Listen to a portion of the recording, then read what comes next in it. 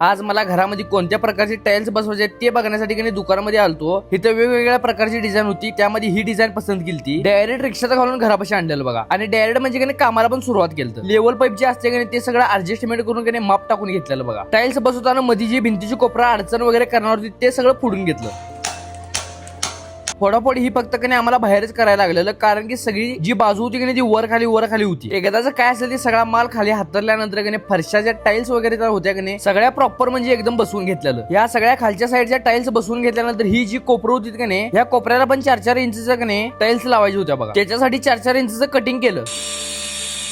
कटिंगला सुरुवात झाली तेवढ्यात लाईटच गेली बघा. म्हणून का बाहेरचा हुमरा पण बसवून घ्यायचं होतं, म्हणून हुमरा बसवून घेतलं. 3 ते 4 तासानंतर लाईट आली म्हणून का साईडचं 4-4 इंचचं पण बसवून घेतलं. सगळं काम आता ओके मध्ये झाले. टाइल्स वगैरे सगळं बसवून झाले. आता सगळा कचरा मला फक्त सगळा काढायचा होता बघा. म्हणूनच पहिल्यांदा तर साळूता मारून सगळे एका ठिकाणी घेतलो आणि हे पोत्याच्या आतमध्ये सगळं भरून घेतलो बघा. पुढच्या पार्ट मध्ये सिमेंट वगैरे पण भरणार आहे. व्हिडिओ आवडला नक्की लाईक करा, शेअर करा आणि जाताना भावाला फॉलो तेवढं करा.